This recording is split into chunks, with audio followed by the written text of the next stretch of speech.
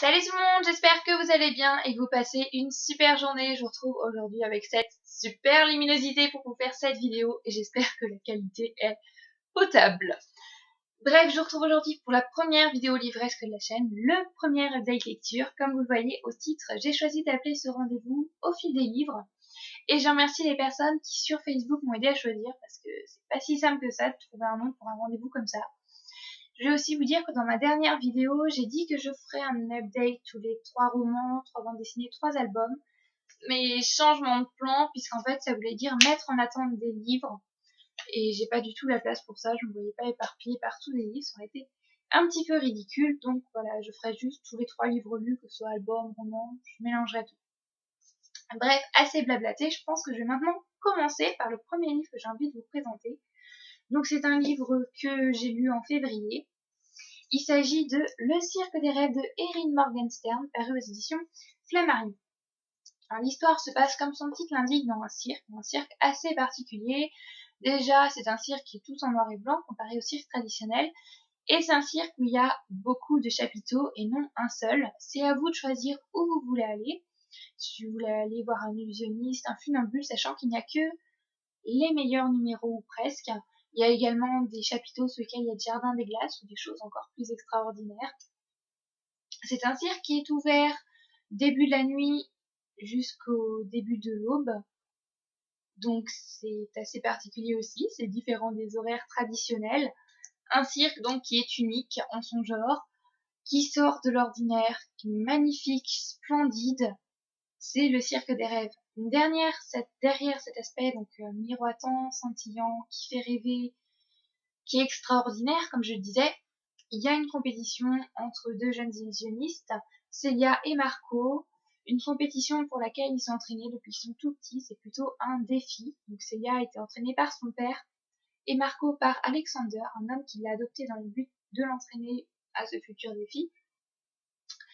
Ils savent qu'ils sont entraînés pour ce défi, ils se doutent que ça aura lieu dans le cirque, mais ils ne savent pas au début face à qui doivent-ils défier, ni non plus ce qu'ils doivent faire. Ils savent qu'ils doivent se défiler, mais ils ne savent pas comment, pourquoi. Voilà, et ils vont devoir le découvrir. Concernant mon avis, voilà, je vais dire que le titre résume très bien ce livre. Le cirque des rêves, ce livre m'a fait rêver. Littéralement, les descriptions de l'auteur sont juste géniales. Franchement, il a su me transporter, j'étais immergée, les sons, les odeurs dans ce cirque, c'est fantastique. Et c'est vraiment difficile, je pense, d'immerger autant ses lecteurs avec des descriptions, mais les descriptions étaient si bien faites, si géniales. Franchement, rien que les descriptions. J'avais vraiment l'impression d'y être. J'ai beaucoup aimé aussi les personnages de Célia et de Marco, notamment, mais j'ai également aimé tous les autres. Ils ont tous leur personnalité, leur petit truc qui fait que qui sont eux, et j'ai vraiment beaucoup apprécié ça. C'est juste des personnages super. L'intrigue également qui est très bien menée de la part de l'auteur. Il y a en parallèle donc l'histoire de Célia, l'histoire de Marco et l'histoire encore d'un autre personnage. Donc au début je me disais, où est-ce qu'il veut nous emmener comme ça avec toutes ces histoires en parallèle? Mais quand à la fin ça se relie, juste waouh quoi, c'était super bien mené. Tout se lie ensemble, les histoires n'en font plus qu'une et je trouve ça juste génial. J'ai trouvé par moments quelques petites longueurs, mais franchement, comparé au reste du livre, c'est rien du tout, tellement j'ai aimé. C'est pas un coup de cœur. Ça l'a frôlé, mais ça ne l'est pas. Il m'a manqué le petit quelque chose qui fait que c'était un coup de cœur. Mais rien que pour l'immersion dans ce livre, les personnages, l'intrigue, franchement, je peux que vous le conseiller. En plus, regardez cet objet livre. Là, les pages rouges, je trouve ça super génial comme idée. Sachant qu'en plus, ça a donc tout un lien avec l'histoire. Si vous l'avez lu, je pense que vous savez pourquoi. Et je trouve cette idée juste géniale. Enfin bref, un livre que je ne peux que vous conseiller si vous ne l'avez pas encore lu. Ensuite, après ce livre, j'ai enchaîné avec un petit peu de Chick-Lit en VO puisque j'ai recommencé à lire en anglais. Enfin, il s'agit de Chopalic Abroad de Sophie Kinsella, paru aux éditions Black Swan. Donc c'est le deuxième tome de L'accro du shopping. En français, il a été traduit par L'accro du shopping à Manhattan, il me semble. Donc je vais essayer de vous raconter un petit peu l'histoire sans trop vous en dire, c'est un peu compliqué parce que je vais pas vous spoiler le tome 1. Donc dans ce livre, on suit toujours notre Becky internationale, l'accro du shopping inconditionnel, qui va aller à New York. Oui, donc c'est le rêve pour une accro du shopping New York, soldes, plein de boutiques de luxe, mais un événement va faire perdre à Becky, voilà, pardon, là je m'embrouille, un événement va faire perdre à Becky toute sa crédibilité face aux autres puisque une journaliste financière qui conseille les autres sur leur argent et qui passe son temps dans les magasins de luxe à dépenser, c'est un peu ironique, c'est pas très bien vu. Donc voilà, suite à cet événement, va en découler d'autres événements, ça va être l'effet boule de neige et voilà, Becky va devoir faire face à des situations assez difficiles. Mon avis concernant ce livre, j'ai passé un très bon moment encore. Tout comme avec le tome 1, les personnages sont toujours aussi géniaux, que ce soit Becky, Luke, Suzy, bref, tous les personnages, ils ont tous leur petite dose et franchement, c'est un livre qui m'a bien fait rire. Becky, elle a un don, cette fille, pour se mettre dans des situations pas possibles, des situations. Franchement, je pense qu'il n'y a que ce personnage pour se mettre dans des situations aussi embarrassantes que celle-là.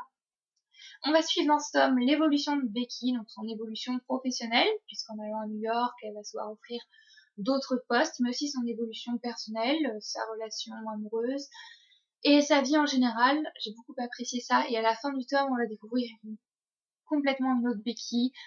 On la voit évoluer, on la voit prendre de la maturité aussi, puisque c'est vrai que, voilà, on la voit grandir, tout simplement. Et les sentiments des personnages sont très bien retranscrits. Dans ce livre, on voit une Becky qui ressent des sentiments. Je pense qu'elle ne ressentait pas dans le premier tome. Il lui arrive des événements, je pense, un petit peu plus durs à surmonter que dans le premier. La fin est juste super. Je pouvais pas espérer une autre fin encore une fois, donc j'ai hâte de lire le prochain tome pour suivre les aventures encore de cette folle accro du shopping, cette Becky Bloomwood. Voilà. Ensuite, après l'accro du shopping, j'ai lu un livre un petit peu plus petit que j'ai dû lire dans le cadre du lycée. Il s'agit de 24 heures de la vie d'une femme de Stephen Zweig, paru aux éditions Le Livre de Poche. Voilà, donc c'est un livre vraiment tout petit. Alors l'histoire se passe au début 1900 dans une auberge pour les personnes quand même assez aisées puisqu'il faut avoir les moyens financiers. Cette auberge est assez chère. Elle se situe sur la Côte d'Azur. Ça va se passer un jour où Madame Henriette, l'une des femmes des locataires de l'auberge, va s'enfuir avec un jeune Français qu'elle connaît à peine. Ça va créer tout un scandale. Le narrateur va à tout prix défendre Madame Henriette, dire qu'elle a le droit de partir si elle en a envie, défendre ses intérêts, malgré que les autres pensent que c'est complètement immoral, puisqu'elle a quand même laissé son mari et ses enfants là dans l'auberge pendant qu'elle est partie avec son petit Français on ne sait où. Et tout ça va raviver les souvenirs d'une personne âgée anglaise qui vit à l'auberge également, qui s'appelle Madame C, et qui donc va confier son histoire au narrateur. Voilà, c'est à peu près l'histoire de ce livre, sachant que là, le livre est assez petit, mais en fait, l'histoire en elle-même, c'est que la moitié du livre, donc ça fait à peu près 110 pages. Je connaissais pas cet auteur, maintenant c'est chose faite. Je trouve qu'il a une très belle écriture, on voit bien que ça a été écrit en début du siècle dernier, 1900, les tournures de phrases sont vraiment très belles, c'est parfois à la limite de la poésie. Son style est très beau aussi. Voilà, ça c'est les points que j'ai aimés. La fuite de Madame Henriette, en fait, ça introduit l'histoire de Madame C, puisque en fait, la fuite de Madame Henriette, ça fait que quelques pages. Toute la suite, c'est vraiment l'histoire de cette vieille dame. Il y a eu des longueurs. Franchement, des descriptions à n'en plus finir pendant au moins 10-20 pages. Elle a parlé d'un détail précis et ça m'a ennuyée. J'ai pas du tout adhéré. J'ai pas adhéré à toutes ces descriptions. J'ai pas adhéré à l'histoire. Par contre, un autre point positif, on sent vraiment la passion que Madame C a pour ce mystérieux jeune homme et le profond mal-être qu'éprouve ce mystérieux jeune homme. Mais à part ça, j'ai pas adhéré à l'histoire, je me suis pas du tout attachée aux personnages qui parfois vraiment m'ont énervé. Ça s'est lu vraiment vite, mais pour moi il y avait trop de descriptions, je vais dire pas inutiles, mais des descriptions qui pour moi étaient longues et ennuyeuses. Dire c'est pas comme les descriptions qu'il y avait dans ce livre-là que j'ai vraiment beaucoup aimé. Là, c'est des descriptions complètement différentes. C'est pas du tout la même chose. Et voilà, ça l'a pas fait. Pour moi, c'est une déception. Mais bon, ça arrive de temps en temps. De toute manière, je devais le lire. J'avais pas le choix. Voilà, j'en ai terminé pour ce petit update lecture. J'espère vraiment que ça vous a plu. N'hésitez surtout pas à me donner vos avis sur cette première vidéo parce que essayer de m'améliorer après, ça fait longtemps que j'ai pas fait de vidéo, donc je suis assez rouillée, je l'avoue. J'ai un peu de mal à reprendre. Bref, je vais maintenant vous montrer, si vous êtes toujours là, mes livres que j'ai reçus ces derniers temps. Donc je ferai ça en fin de vidéo si j'ai des livres, si j'en ai pas à vous montrer, tant mieux.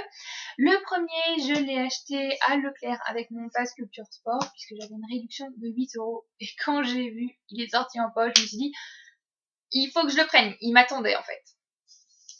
Il s'agit de Une place à prendre de J.K. Rowling, paru aux éditions Le Livre de Poche. En plus, je trouve cette couverture vraiment belle. C'est J.K. Rowling et franchement, ce livre-là me faisait envie depuis longtemps. Il était dans ma wishlist depuis un bout de temps. Donc quand j'ai vu qu'il coûtait 8,60 €, que j'avais une réduction de 8 €, je me suis dit, je le prends. Hop.